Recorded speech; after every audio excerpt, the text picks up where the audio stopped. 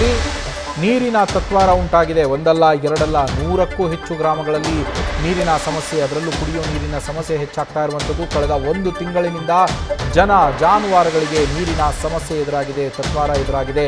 ಗಡಿಗುಡ್ಯಾಳ ಗ್ರಾಮದಲ್ಲಿ ನೀರಿಗಾಗಿ ತಳ್ಳುಗಾಡಿಗಳನ್ನು ಬಳಸ್ತಾ ಇದ್ದಾರೆ ಜನ.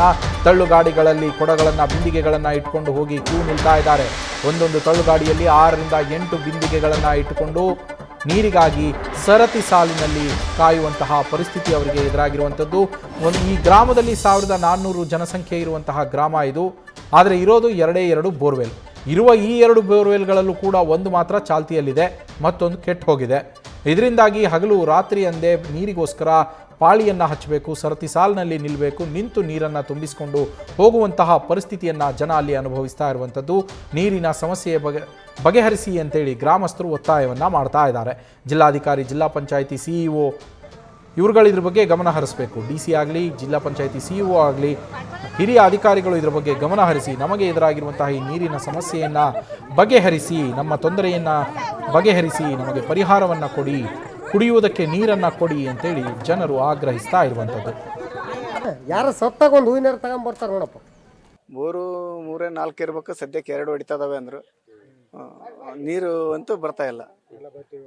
ಬೋರ್ಗಳು ಬತ್ತಿ ಹೋಗಿದ್ದಾವೆ. ಹೊಲದಾಗ ಸ್ಟಾರ್ಟ್ ಆದ್ರೆ ಒಂದ ನೀರು ಬರಲ್ಲ.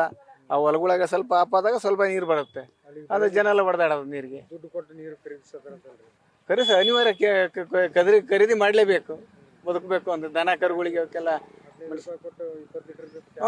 ಕುಡಿಯೋ ನೀರಿಗೆ ಅನಿವಾರ್ಯ.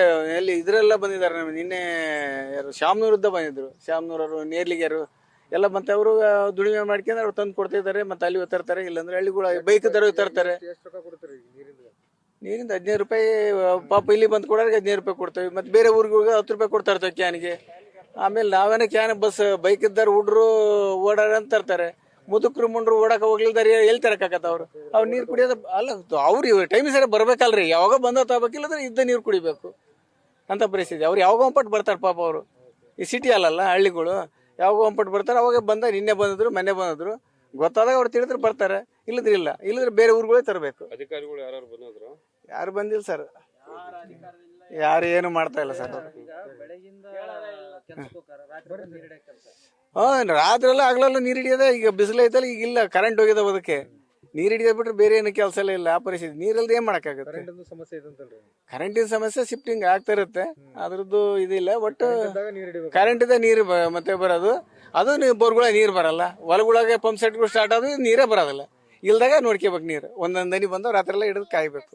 3 ಕಿಲೋಮೀಟ್ರು ಇಲ್ಲಿ ಇದಾಕತಿ, ಅಲ್ಲಿಂದ ನೀರು ಸರ್ವರ್ ಬರ್ತೈತಿ. ಮನೆಗೆ ಒಬ್ಬೊಬ್ರು ಕೊಡಪಾನ್ ಗಾಡಿಗಳನ್ನ ಇಟ್ಟಿರಂತಲ್ಲ, ಇಟ್ಕೊಂಡವಿ. ಈಗ 2 ಹತ್ರಲ್ಲೇ ಈಗ ನೀರು ಬರೋದು. ಎಲ್ಲ ಅಲ್ಲಿ ಮನೆಗೆಲ್ಲ ಇದು ಮಾಡ್ಕೊಂಡಿದ್ರು, ಅದನ್ನೆಲ್ಲ ತೆಗ್ದು ಹೋಗುದು. ಈಗ 2 ಹತ್ರ ಮಾಡ್ಕೊಂಡಿದ್ದಾರೆ.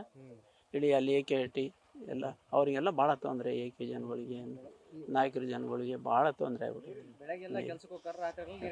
ಬರೀ ರಾತ್ರಿ ನೀರು ಹಿಡಿಯೋ ಬದುಕರಿ. ಯಾರ ಅಧಿಕಾರಿಗಳು ಹೇಳಿದ್ರೆ ನಮ್ಗೆ ಹೆಂಗ್ ಗೊತ್ತು, ನಿಮ್ಗೆ ಹೆಂಗ್ ಗೊತ್ತು ಅಂತಾರೆ. ಯಾರು ಕೇಳಾರ ದಿಕ್ಕಲ್ರಿ ಸರ್. ಇಲ್ಲಿ ನಮ್ಮೂರಾಗ ಕೇಳಾರೇ ದಿಕ್ಕ ಇಲ್ಲ.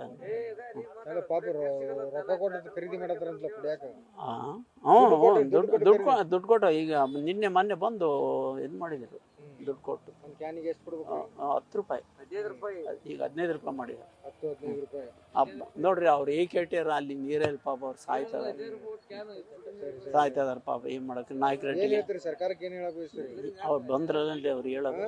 ಈಗ ಪಂಚಾಯತಿಗೆ ಯಾರು ಇಲ್ಲ, ಯಜಮಾನರುಗಳು. ಪಂಚಾಯತಿ ಎಲ್ಲ ಅಧ್ಯಕ್ಷ ಎಲ್ಲ ಹೋಗ್ಬಿಡ್ತಲ್ಲ, ಅಧ್ಯಕ್ಷ ಅವಧಿ ಮುಗಿದೋಗ್ಬಿಡುತ್ತೆ. ಅಧ್ಯಕ್ಷರು ಎಲ್ಲೇ ಇಲ್ಲ, ಏನಿಲ್ಲ. ಅಧ್ಯಕ್ಷರು ಯಾರು ಬರಕ್ ಹೋಗ್ರಿ, ಯಾರಲ್ಲ. ಅವ್ರಿಗೆ PDOಗೆ ಯಾರಿಗೆ ಹೇಳಿದ್ರೆ ಅವ್ರು ಏನ್ ಕಿವಿ ಹಾಕೋಣಲ್ಲ, ಏನಲ್ಲ.